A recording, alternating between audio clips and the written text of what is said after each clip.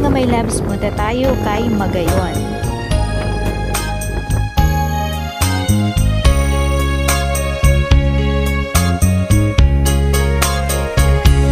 Yaw ng buhay ko para sa imo, itataw ka boss na gusto mo. Ang mahiling ka, kaugmahan ko, masihain ka man, ika ang namumutan.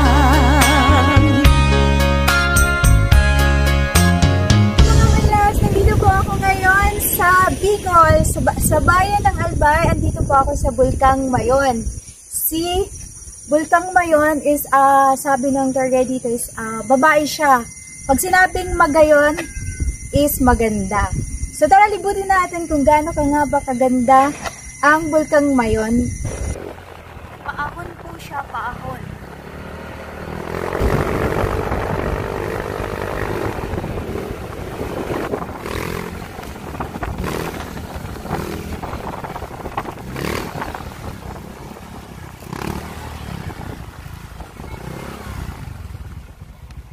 Madam, namumulaklak din yung mga orchids.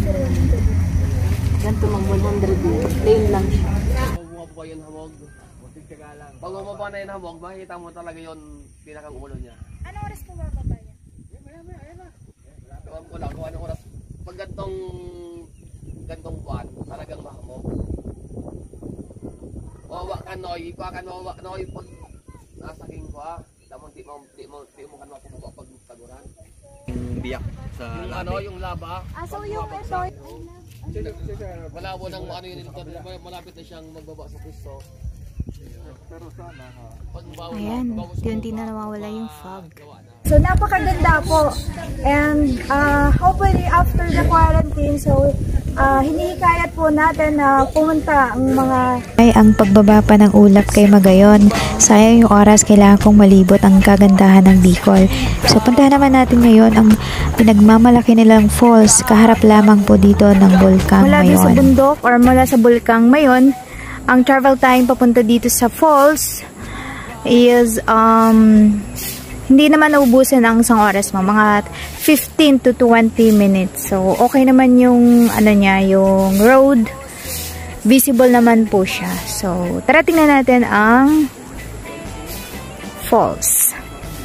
Vera, pagkasan ating tulungan, kung hindi, tayo ay babalikan. So, welcome to Vera Falls.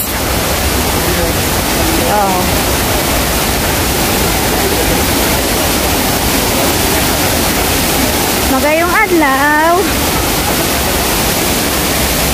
Wow.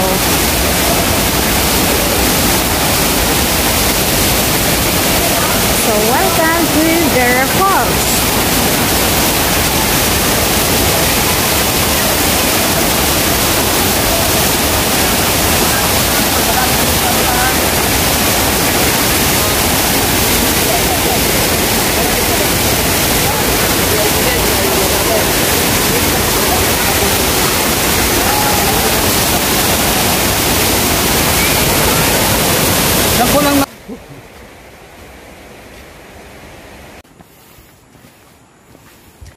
So yun, kulang, nakakapagod, pero wala, kailangan natin libutin ay. So punta naman tayo ngayon sa Cagsawa Church, ang historical church ng Bicol. Andito po ako ngayon sa isang historical church dito sa Cagsawa, Albay. So ito yung church na lumubog dito, gawa ng Bulkang Mayon. Ayan, tingnan natin kung ano yung nasa loob nitong historical tower dito na natiras nung pumutok ang Bulkang Mayon.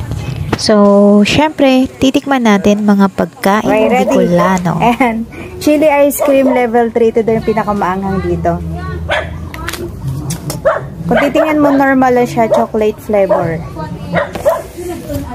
Ano kayo meron dito?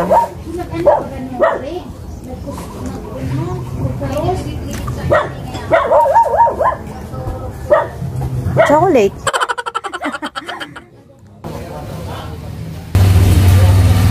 So ngayon, bali susubukan po namin sumakain ng ATV.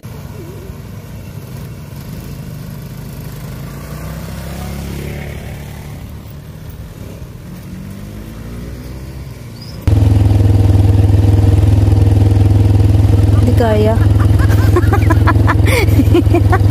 Hindi kaya sila.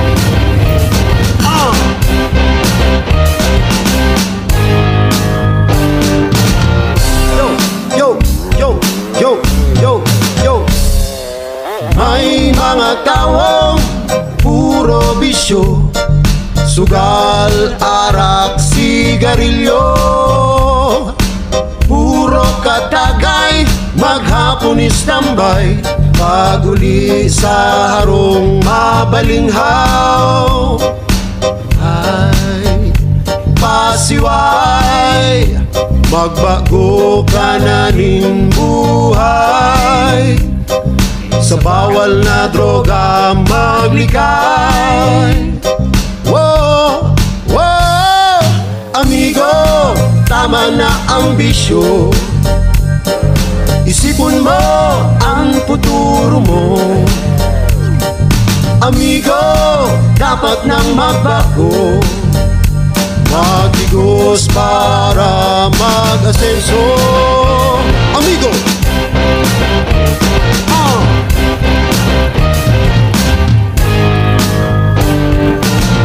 Yo, yo, yo, yo, yo, yo. Hirap man ni nanay, kuba na ang likod, panglay na si tatay sa kakakayod.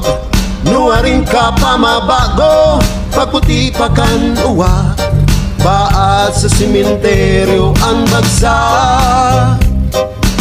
Ay, garong kabay, pobre mong pamilya nadadamay, sa bawal na droga maglikay. Wow, wow, amigo, tama na ang bisyo. Isipon mo ang futuro mo. Amigo, dapat nang magbago, maghigos para mag-asenso. Para pa para, para pa para, para pa para. Amigo, dai na magpasiwa. Amigo, dai na magpasiwa. Amigo, dai na magpasiwa. Amigo, amigo, saan ka na naman nakatagay? Naglalakaw-lakaw, nag-asay-asay, ubos biyaya pagkatapos tunganga. Ang pirmi mong sinasabi, Diyos na ang bahala. Kung gusto may paagi, kung abo may dahilan, dai ka magasta na mayo kang pakiaram. Magbago ka na, amigo. amigo, tama na ang bisyo. Isipon mo ang futuro mo. Amigo, dapat nang magbago, maghigos para mag-asenso.